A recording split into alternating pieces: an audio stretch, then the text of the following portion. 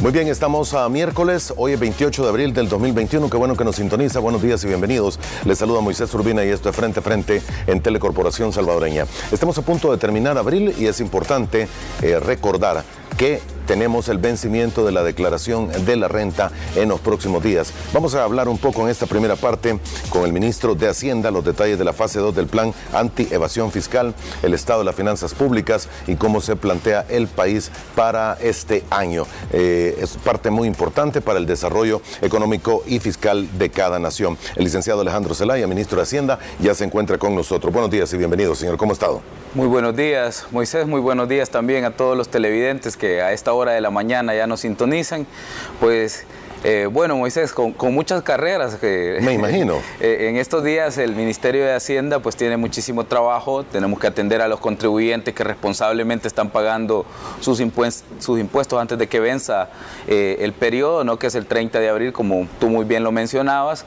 Y pues con mucho gusto abordamos varios aspectos ahora en tu entrevista acerca de cómo vamos con la declaración de renta, de qué se trata lo que hicimos ayer, por qué entregamos equipo de transporte a los auditores del Ministerio de Hacienda y qué fases vienen del plan antievasión. Exactamente. Vamos a hablar con él los primeros 45 minutos. Desde ya la invitación para que se mantenga pendiente. Aproximadamente a las 7:15 de la mañana estará aquí en el estudio el licenciado Juan Valiente. Él es el presidente del partido político Nuestro Tiempo. Reestructuración, el papel que va a jugar este partido ante la nueva realidad política nacional y la conformación dentro de la Asamblea Legislativa. Muy bien, ministro. Usted lo adelantaba y es precisamente el tema con el que creo que debemos iniciar.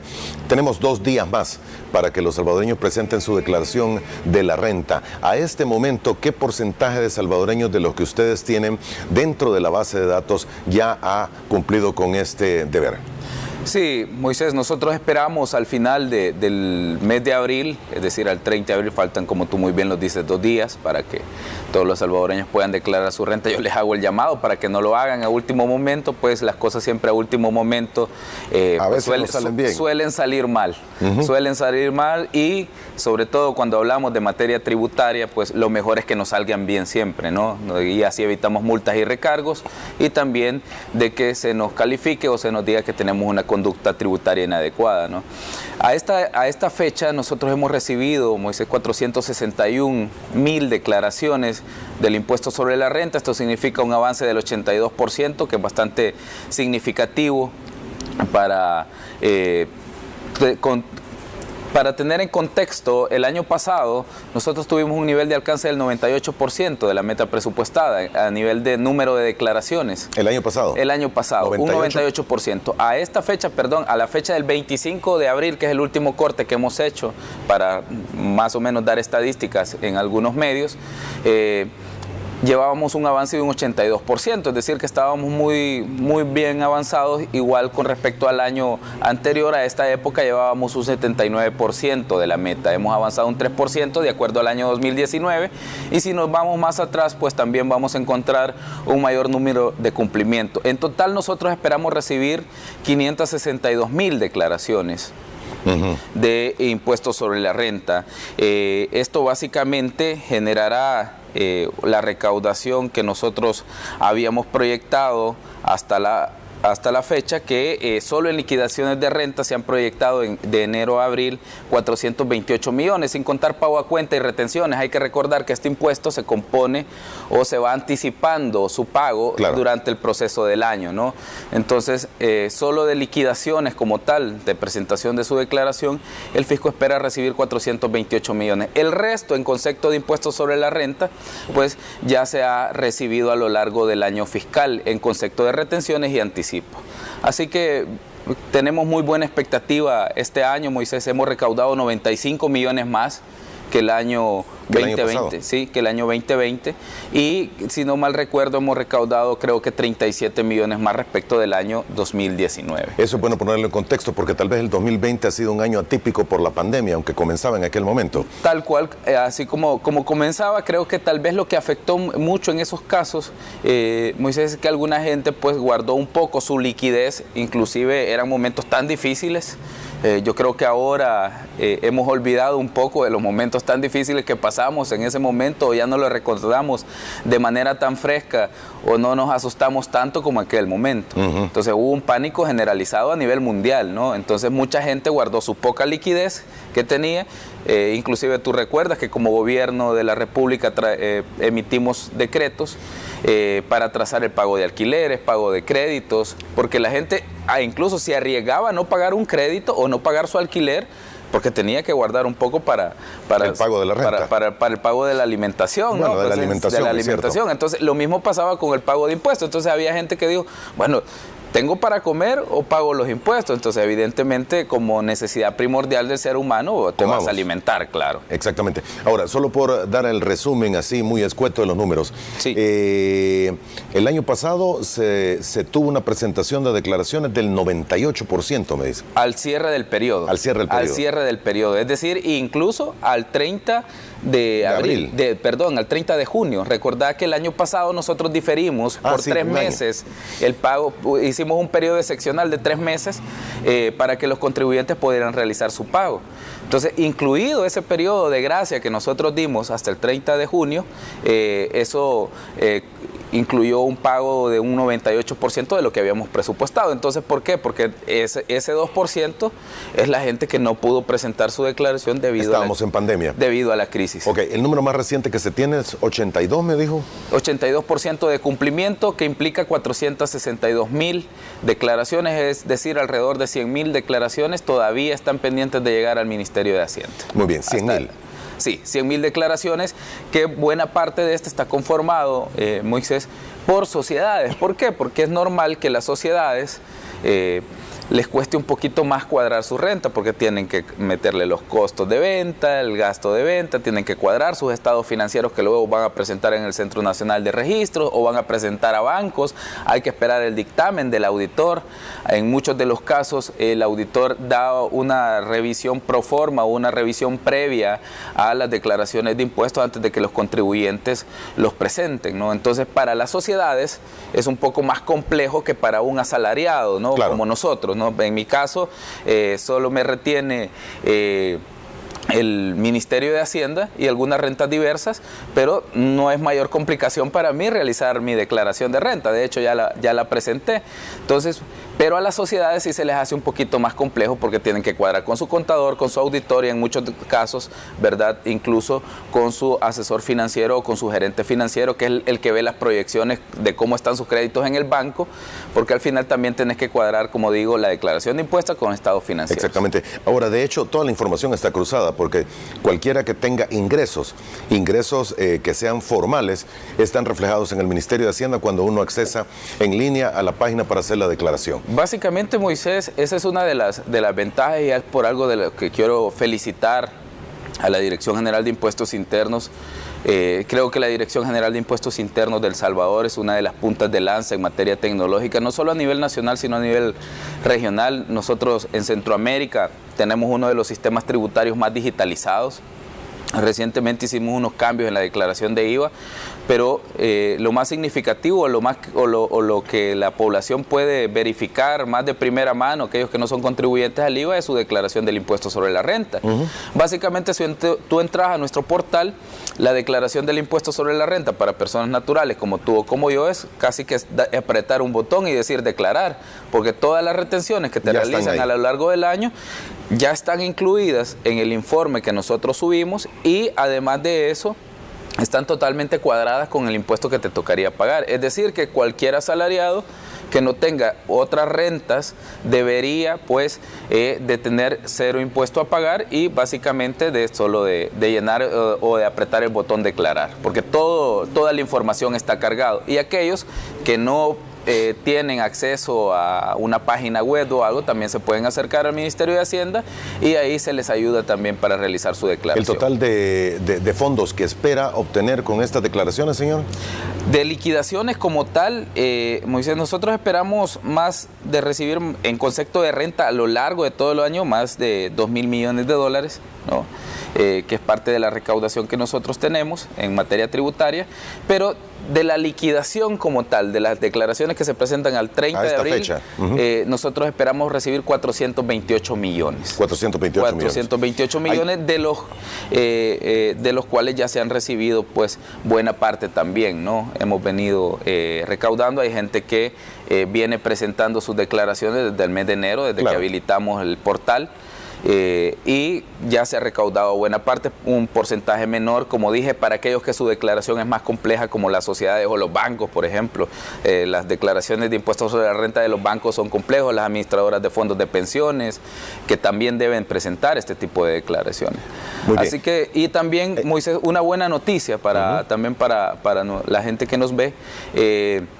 Hemos iniciado ya también las devoluciones del impuesto sobre la renta para aquellas personas que hayan presentado su declaración en los primeros días del mes de febrero y su importe de devolución no sea mayor a $1,000. Así que ya se desembolsó el primer $1,000,000 en devoluciones. Esto es algo que el presidente Bukele ha pedido recurrentemente desde que inició su gestión. Yo era viceministro en el año 2019 y fue en el año en el que más pronto iniciamos las devoluciones de renta. Recuerdo que en ese año las iniciamos en el mes de marzo, este año también hemos iniciado en esos meses y el año 2020 pues tampoco fue la excepción. Antes se iniciaba a realizar las devoluciones hasta en el mes de mayo, ¿no? Así que nosotros por lo menos 2 meses, que creo que pues como un paliativo y sobre todo en un contexto de crisis también sirve, ¿no? Bueno, claro que sí. $100 que te devuelvan o $50 que te devuelvan es algo que te ayuda. Ahora, ¿no? ministro, la persona que pague en estos últimos días, 28, 29, 30 de abril, y que tenga devolución, y que presente su declaración y tenga devolución, ¿cuándo esperaría a más tardar esa devolución? Bueno, nosotros si las declaraciones no tienen observaciones, es decir, que toda la información está cuadrada y validada por el Ministerio de Hacienda, tenemos un periodo, Moisés, de 6 meses, de acuerdo al Código Tributario. Nosotros no podemos exceder de 6 meses en realizar la devolución, como dije, siempre y cuando no tengan observaciones, porque a veces... a mí que me gusta mucho verificar o hacer ese feedback con el usuario, ¿no?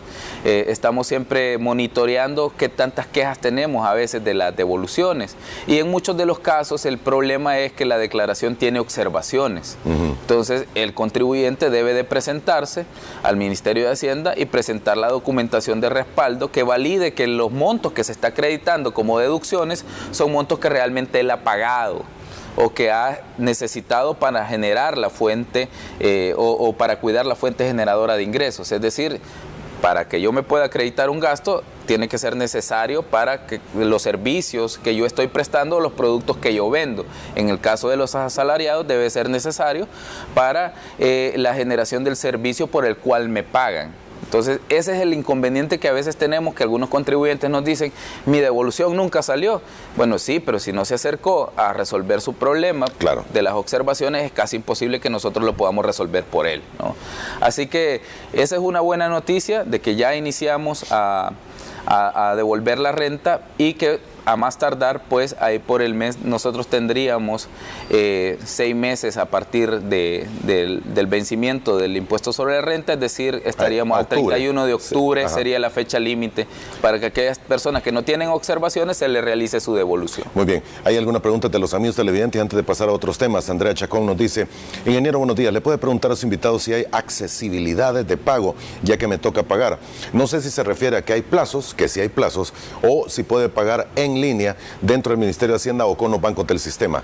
Ambas cosas, Moisés. De hecho, muy pertinente la pregunta. Nuestros canales de pago se han modernizado. Hemos implementado recibos NPE para casi todos nuestros servicios, es decir, con código de barra, pues es mucho más fácil leerlo, y también tenemos convenios con muchos de los bancos del sistema financiero en el que se pueden pagar impuestos de manera directa desde sus portales y desde las cuentas digitales de los bancos. Entonces uno se mete a la declaración del impuesto sobre la renta.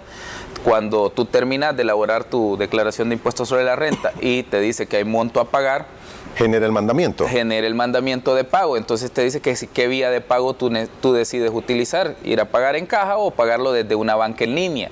Y te aparece un listado de bancos que han adecuado su sistema para poder realizar pagos de impuestos. Ahí hay muchos de los bancos del sistema financiero que no vamos a mencionar pues, por temas de patrocinio y otras cosas, ¿no? Pero hay muchísimos de los bancos del sistema están habilitados para realizar esto. Entonces usted puede realizar el pago desde su cuenta electrónica del banco de su preferencia, que evidentemente esté habilitado por el Ministerio de Hacienda, o acercarse a una de las ventanillas de la Dirección General de Tesorería. Ahora, ¿qué pasa eso con accesibilidad, digamos, en materia de pagos, ¿no? O de tramitología de pago? Pero además de eso, el Código Tributario establece que si el contribuyente solicitare a la Administración Tributaria el pago a plazos, el Ministerio de Hacienda puede dar hasta 6 meses de pago a plazos y con una prima mínima de un 10%. Es decir, tiene que pagar como mínimo el 10% del monto que le salió a pagar. Si son $100, tiene que pagar $10 y los otros $90 se dividen en 6 cuotas, ¿no? Que son pagaderas luego por la misma vía en el portal de la DGI, en la página web, o pueden irse a pagar también en ventanillas. Las dos modalidades están habilitadas para pagos electrónicos. Así que esas son las facilidades que tenemos. El mismo portal donde usted realiza su declaración, también al final tiene unos botones que dice si usted desea realizar pago a plazo o quiere solicitar pago a plazos. Le sale una resolución del Ministerio de Hacienda con una firma digital, ¿no? Ya previamente validada, y esa resolución es la que le va a servir de respaldo a usted también por si en algún momento le preguntan que si cómo realizó su pago, ¿no? Entonces esa resolución es para la Dirección General de Tesorería y ya está cargada previamente en el sistema, no tiene que básicamente imprimir ningún documento. Muy bien, hay, no sé si es leyenda popular o es realidad, que hay momentos muy importantes para el Ministerio de Hacienda. Uno es precisamente esta fecha, el otro es a mitad de año y el otro se comenta mucho a final del año, que es cuando se tienen los mayores ingresos por los distintos periodos que se viven, pago de renta, el recálculo de la renta y a fin de año naturalmente las ventas que pudiesen hacerse por las festividades. En todo esto, usted como ministro presenta un presupuesto a la Asamblea Legislativa y normalmente lo que se ha tenido en los últimos años es que existe una brecha en la que no se ha podido terminar de completar para poder cubrir el presupuesto. Para este año hay brecha. Nosotros, Moisés, tenemos una historia como país, o sea, esto no es algo que es nuevo. Ajá, que es nuevo, ¿no? Pero nosotros tenemos una historia de endeudamiento galopante. Y eso es lo que nosotros recibimos. Recibimos en el año 2019 un 70% del PIB en materia de deuda. Así que recibimos un país bastante endeudado y con un comportamiento de deuda bastante galopante. ¿Qué es lo que nosotros hemos empezado? A reducir esa brecha presupuestaria. En el año 2019 era de 1.200 millones y nosotros la bajamos para el año 2020 a 645 millones. Vino la crisis por COVID-19 y amplió esa brecha, evidentemente, porque tuvimos que hacer un mayor esfuerzo por el lado del gasto, comprando insumos para los hospitales, camas y un montón de actividades que ya hemos narrado en otras entrevistas. Para el año 2020 nosotros íbamos a solicitar, de acuerdo a la política de formulación presupuestaria, 2.300 millones, Moisés. Eso era lo que se requería para financiar. Con el presidente Bukele empezamos a apretar un poco el cincho y a reducir gastos también. Nosotros hicimos una importante reducción de gastos el año pasado, si tú lo recuerdas, que fue de mucha controversia con la Asamblea en ese momento, y lo reducimos a 1.179 millones, que es la brecha de este año. Para el próximo año, evidentemente, nuestra apuesta es reducir ese financiamiento. Ahora, yo recuerdo que el diputado Rodolfo Parker, de no muy grato recuerdo por sus intervenciones en la Asamblea Legislativa, en plena emergencia, decía que quería que este año, el año 2021, nosotros tuviéramos una brecha de 0. Y yo le digo, mire, diputado, eso es imposible. O sea, es como que quiere que usted encontrara a alguien que tiene una deuda de 20 millones, contrata un nuevo gerente para que le arregle esa situación y quiere que el gerente de la noche a la mañana le borre los 20 millones que debe. Es imposible, ¿no? Entonces, mucho menos en finanzas públicas, pues. Entonces, cuando hay que seguir atendiendo también necesidades de la población. Entonces, ¿cuál es la ruta que nosotros hemos designado? Una reducción progresiva de la brecha presupuestaria que evidentemente va también a repercutir en una reducción progresiva de la deuda pública. Entonces, esa es nuestra visión. Estamos ordenando las finanzas públicas, hemos presentado también a la Asamblea Legislativa algunas propuestas de legislación que no han sido aprobadas, que son de las moras que tendrán que ir a sacar las nuevas bancadas que se sienten en la Asamblea Legislativa y poder también darle sostenibilidad, ¿no? Muy bien, solo por terminar de cuadrar los números, sí. 1.179 millones es la brecha de presupuesto este año.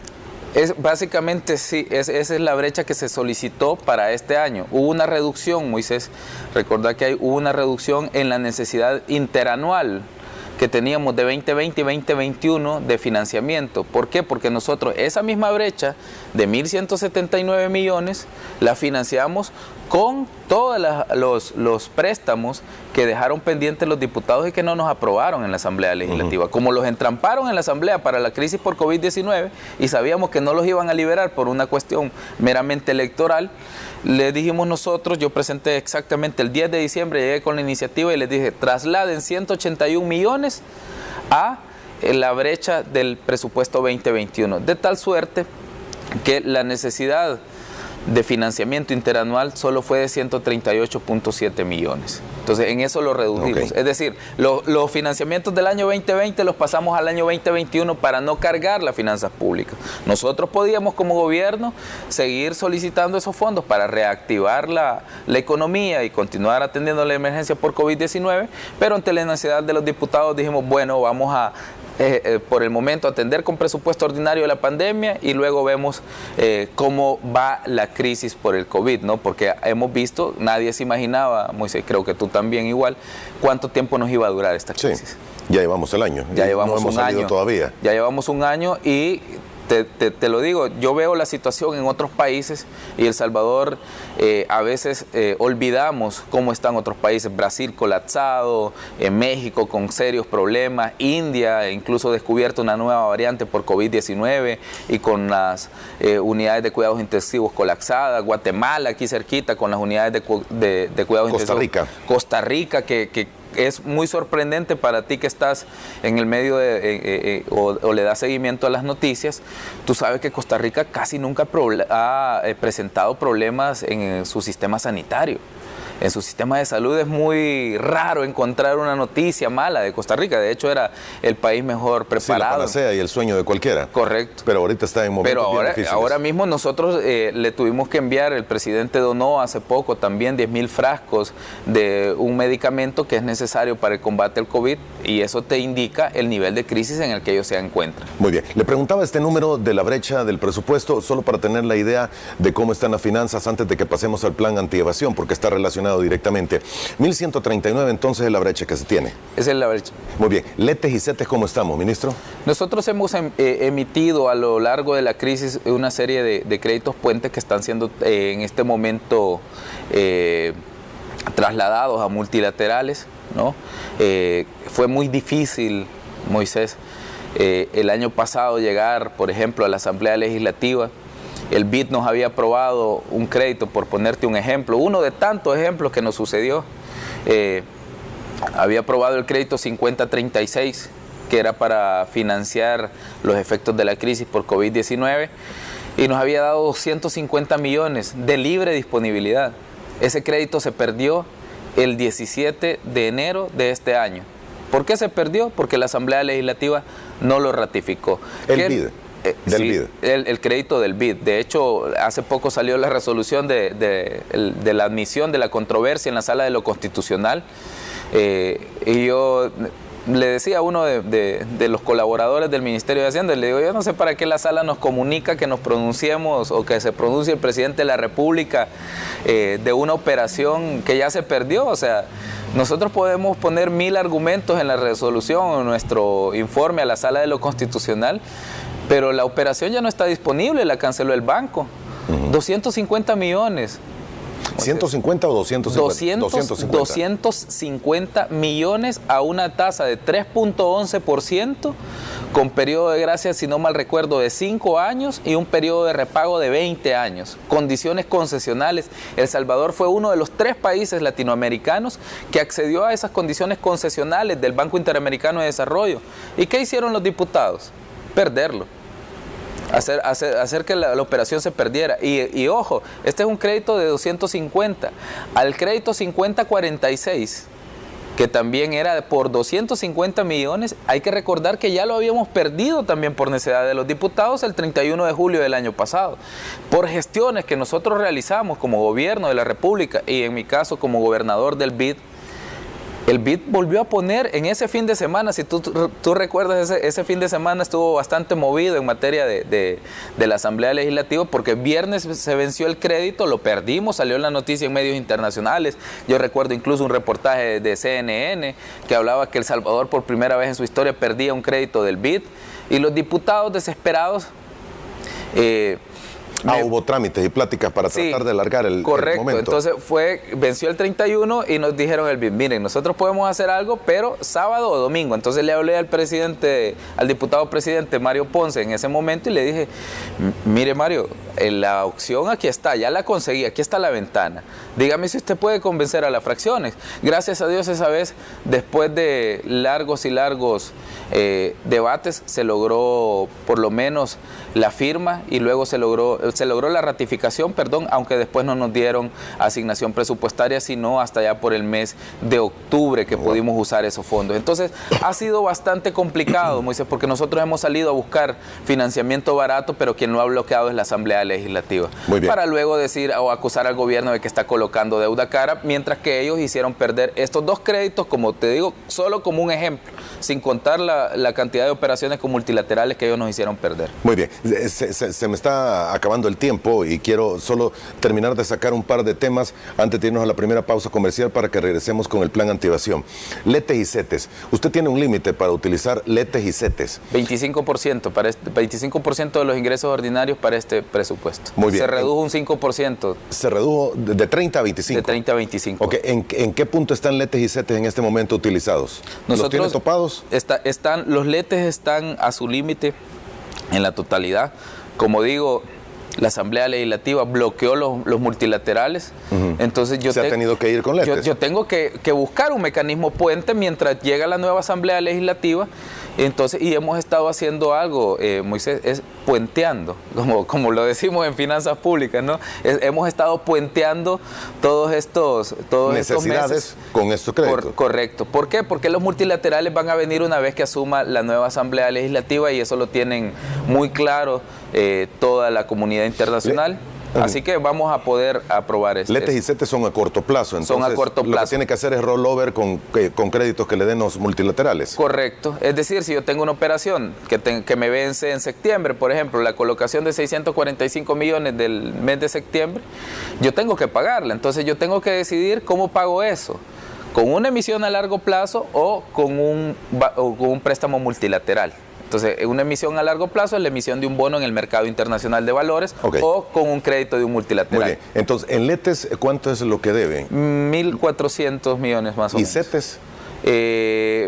Más o menos anda por los 600, si no mal recuerdo, son 645 millones los que... Ok, 2.000 millones, sí, redondeando, que tienen fecha de pago este año, por supuesto. Claro. Pero que ya están los multilaterales también, identificados.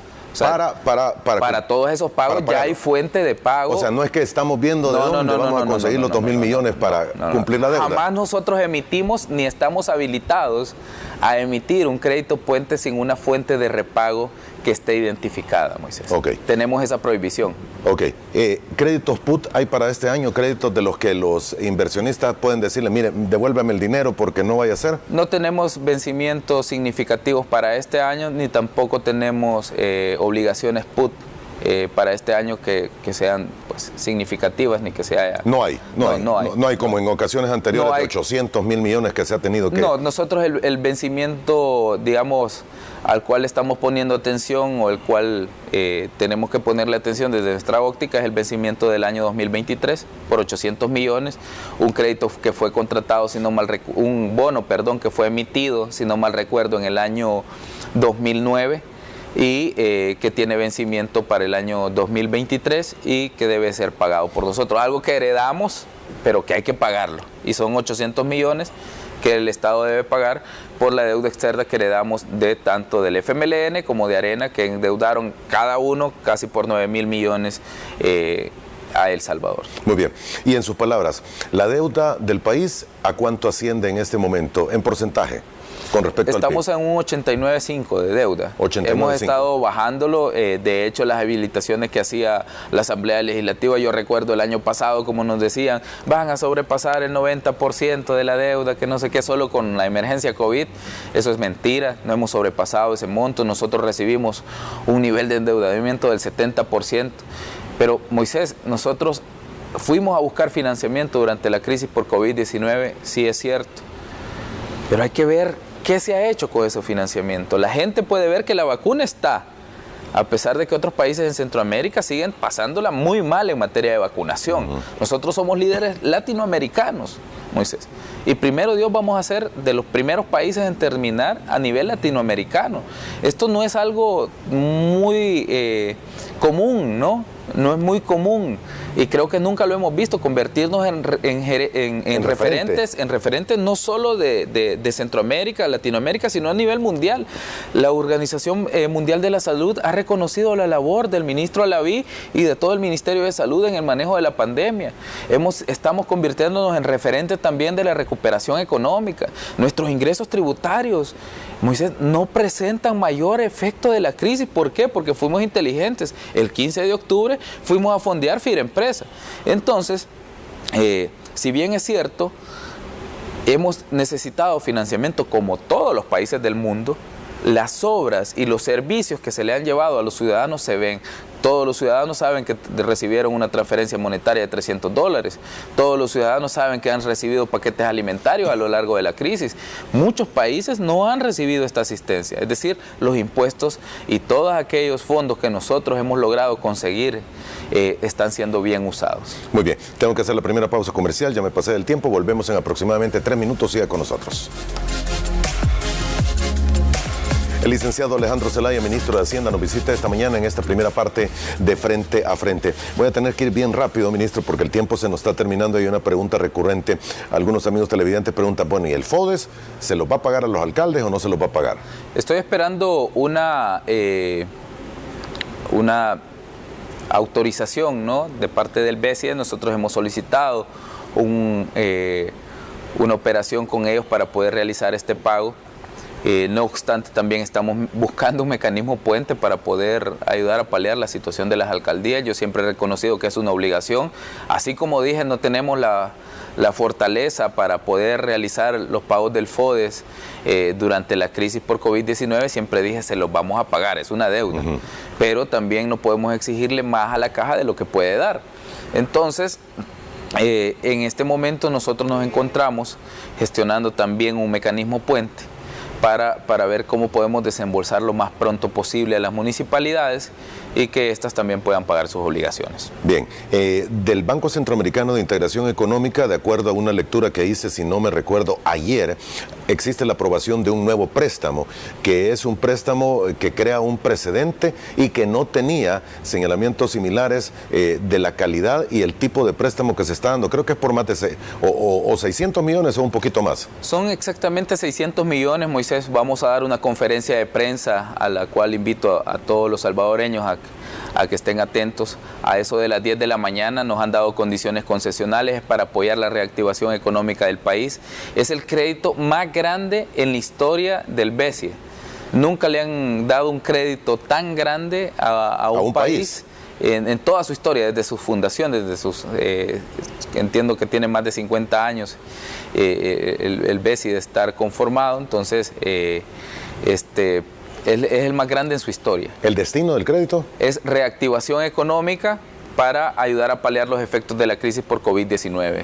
Nos han comunicado esta mañana, vamos a anunciar las condiciones que son sumamente concesionales. Moisés, yo me siento muy contento, el equipo del Ministerio de Hacienda ayer quedábamos altos de alegría porque fue una operación difícil, una negociación dura. Todos los directores votaron por unanimidad. Es decir, el programa se presentó de manera fortalecida, un plan bien realizado.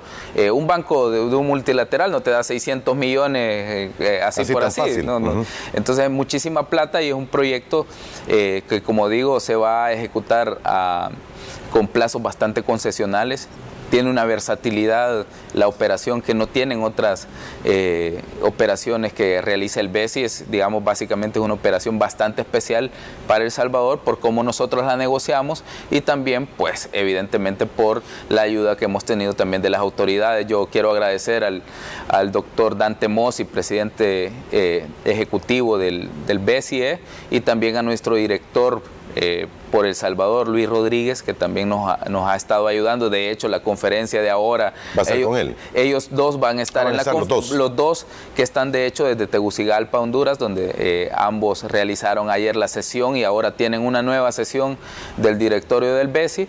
Y ayer, pues, gracias a Dios, nos comunicaron que estaba esta aprobación y así lo anunció el presidente. Así que son muy buenas noticias para la recuperación económica. Tiene que ir a la Asamblea Legislativa, pero ya va a ser la nueva Hay que ratificarlo. Creemos nosotros que la próxima semana, más tardar, estamos presentando el crédito para su autorización de firma y luego tiene que irse a ratificación. ¿El destino es abierto? El destino... Cuando dice reconstrucción es porque el país, o en este caso, las autoridades pueden tomar para donde se necesite. Es recuperación económica, es como te digo, hay una versatilidad en los destinos del BESI, siempre y cuando esté enmarcado, ¿verdad?, en materia económica. Y como te digo, es una operación que nosotros sí teníamos mucha expectativa, pero te digo a fuerza de ser sincero, por la envergadura de la operación y lo complejo del plan. En algunos momentos incluso algunas dudas teníamos si había aceptación o no entre los directores, sobre todo porque ellos se ponen a pensar, bueno, nunca... ¿Y mi país? Correcto. Entonces, y entre centroamericanos esa pregunta es bastante recurrente, te lo diré. Sea, se lo dan El Salvador y Costa Rica y Honduras y Guatemala y todo el mundo. Y a mí a mí ¿por qué no me lo dan? ¿Y por qué se lo dan El Salvador con esa versatilidad? Yo, de hecho, en el BESI en algún momento hice un reclamo, no un reclamo, sino yo les dije, miren, a Honduras le aprobaron una OPD y la dejaron utilizar para esto y estos destinos, y a nosotros nos han puesto esta restricción. El presidente Mossi y también los directores, ¿verdad?, muy amablemente cambiaron esas restricciones en la OPD por 250 millones que habíamos negociado en esa ocasión, pero para contarte una experiencia de cómo los centroamericanos siempre, miren, les digo, esas condiciones se las dieron a Honduras, me las tienen que dar a mí también. Entonces, eso es lo complicado, porque todos también estamos en las mismas necesidades. En la misma necesidad y en algunos de los casos en necesidades mayores, Moisés, porque algunos países centroamericanos le están pasando muy mal con COVID-19. Muy bien. Tenemos que hablar del plan antievasión. Cuénteme, antievasión fase 2. Y la entrega de vehículos son, ¿cuántos? 70, 80 vehículos. Ayer entregamos 77 vehículos que se suman a 13 que se habían entregado inicialmente en el programa. Estos es el programa de fortalecimiento de la administración tributaria que está siendo financiado con el BID, un crédito que se contrató en el año 2017. ¿no? Ese crédito no lo contratamos nosotros, pero nos ha tocado ejecutarlo a nosotros porque el crédito no se movía. Entonces, desde ahí es que ha estado financiando temas como factura electrónica, estas entregas de los vehículos. También, si tú recuerdas, al inicio de mi gestión como viceministro entregamos 1.200 computadoras para renovar toda la flota o todos los equipos de computacionales que tenía la DGI para nuestros auditores y poder implementar el plan antievasión. Entonces, todos estos fortalecimientos los hemos venido haciendo a lo largo de año y medio, y el día de ayer exactamente entregamos 77 vehículos que con los 13 que entregamos al inicio 90. Suman 90 en total para fortalecer la segunda fase del plan antievasión. ¿De qué se trata esta fase? Un choque frontal contra la evasión, sobre todo con aquellos que dejan de facturar en algunos de los casos y no emiten factura. Pero además de eso, hemos hecho algunos cambios tecnológicos en la presentación de las declaraciones de IVA que nos permiten tener ahora, Moisés, un lago de datos en los que se generen confirmaciones automáticas. Es decir, tú ahora tienes que subir a tu declaración de IVA los libros de IVA, y aquellos contadores públicos que me están viendo entenderán muy bien de qué hablo. Entonces, en los libros de IVA tú escribes un detalle de quiénes son los clientes a los que les vendiste y también describes a quienes les compraste. Entonces, si en tu declaración de impuestos sobre la renta, de IVA, tú has metido que me compraste a mí y yo no declaré esa factura como una venta, al Ministerio de Hacienda en automático ahora le va a saltar un vector de error y le va a decir: señor Moisés Urbina, el señor Alejandro Zelaya, usted ha declarado este documento como una compra al señor Alejandro Zelaya, pero él no lo declaró como una venta. Entonces le va a decir: vaya y modifique su declaración. Entonces, ¿qué es lo que vamos a lograr con esto? Un poco ciudadanizar la lucha contra la evasión, porque tú me vas a hablar a mí, ¿verdad? Y le voy a preguntar. Y me vas a preguntar: ¿qué pasó, Alejandro, qué pasó? ¿Por qué no has declarado esta factura? Hacienda me está diciendo ahora a mí que yo debo declarar mi impuesto sobre, que debo de modificar mi declaración de IVA por tu culpa. Entonces, ¿qué va a hacer usted conmigo? Me va a decir, reclamarle, por supuesto. O ya no me va a comprar, me va a decir: mira, o declaras tus facturas o ya no te... O arreglas tus cosas o ya no te compro porque me estás afectando a mí por tu evasión.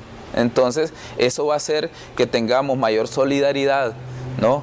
Porque a veces la gente no se lo piensa el problema que le está causando a la otra persona, ¿no? Entonces muchos de los casos se estaban suscitando en ese sentido, e hicimos esa modificación. Cambios tecnológicos, dotación de equipo por un lado, cambios tecnológicos y también intercambio de información con algunas entidades. Estamos firmando con el Consejo de Vigilancia, vamos a firmar a más tardar la próxima semana un convenio para empezar a monitorear también al gremio de auditores y contadores públicos y ayudarles, evidentemente ayudarles a su formación, a revisar los temas tributarios y todo lo demás, pero hemos visto también o hemos detectado que hay 2 o 3 malos auditores que se prestan a emitir dictámenes fiscales, por ejemplo, que es una obligación en la que dice que el contribuyente tuvo un cumplimiento total de sus obligaciones tributarias. Cuando va a Hacienda a revisar, resulta que el contribuyente no declaró o evadió impuestos y no sé qué, pero el auditor en su dictamen puso que todo estaba nítido. Entonces tenemos que ir a perseguir a esos malos auditores también y que sepan que hay una responsabilidad porque también están afectando a la profesión.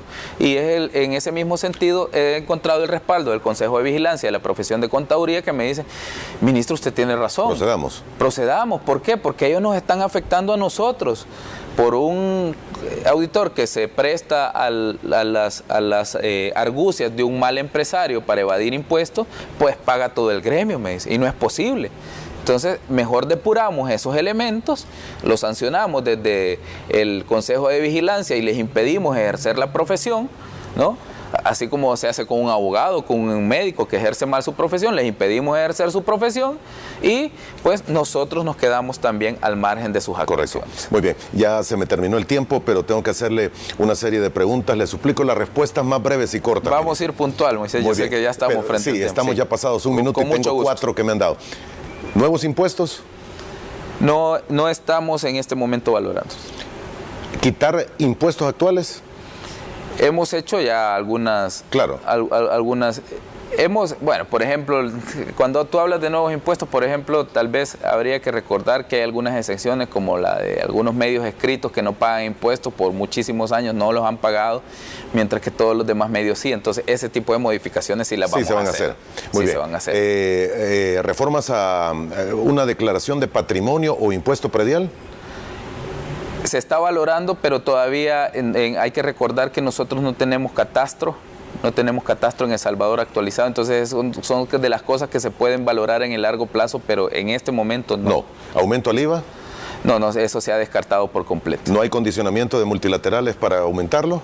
para aumentarlo no, Moisés. Nosotros hemos sido claros y enfáticos con todos los multilaterales, nosotros no vamos a incrementar el IVA, vamos a tener una política tributaria progresiva. El presidente Biden acaba de decir que va a gravar a las grandes fortunas para financiar su plan de reactivación económica en Estados Unidos, y si lo hace Estados Unidos, que es la economía más liberal en materia de tributos, ¿no?, a las grandes fortunas, ¿por qué no lo podríamos hacer nosotros, ser progresivos, ¿no? Muy bien. ¿Aumento al impuesto de la renta? No, tampoco. Tampoco. O sea, no. ¿Desdolarización? No, mucho menos. No, mucho menos. Mucho o sea, menos. Es un no rotundo. Es un no rotundo. O sea, si lo otro no lo hemos ni pensado, esto menos. No se está valorando. ¿Qué le responde? Y con esto termino. Aquellos que dicen que que podría haber un momento de cacería de brujas y acoso fiscal. En ningún momento se trata de eso. Yo ayer fui enfático, incluso yo decía algo. Nosotros no perseguimos empresarios. Nosotros perseguimos evasores de impuestos. Empresarios no. Los empresarios son nuestros mejores amigos. De hecho, nosotros les damos un trato VIP, pero al empresario que paga sus impuestos. Al que no paga sus impuestos, pues, hay que no. De hecho, Moisés, yo no tengo ningún problema con las personas, sino con las actitudes. A mí, aunque no haya pagado hace un año, págueme ahora, no importa, pero páguelo, ¿no? Entonces, y luego que regularice su conducta tributaria, ya estuvo, ningún problema con eso. No ganamos nada con meter preso a nadie, ¿no? Pero sí tienen que pagar. ¿Va a honrar la deuda política de los partidos? Es una obligación de ley. Yo pedí, durante la crisis, que no pidieran el anticipo por la crisis que tenía la caja fiscal, pero nos hemos estado recuperando, ¿no? Y es momento también de empezar a honrar también esas deudas. Muy bien, ministro, gracias. Y gracias por la apertura también para estar con nosotros esta mañana y responder estas preguntas. Con muchísimo gusto, Moisés, y pues con mucho gusto cuando me invites, pues brindamos detalles de las finanzas públicas que, como yo siempre digo, debe de ser una preocupación de todos. Muy amable por habernos acompañado esta mañana. Hacemos una pausa, volvemos en aproximadamente 3 minutos y en la segunda parte de Frente a Frente el licenciado Juan Valiente, presidente del partido político Nuestro Tiempo. Ya regresamos.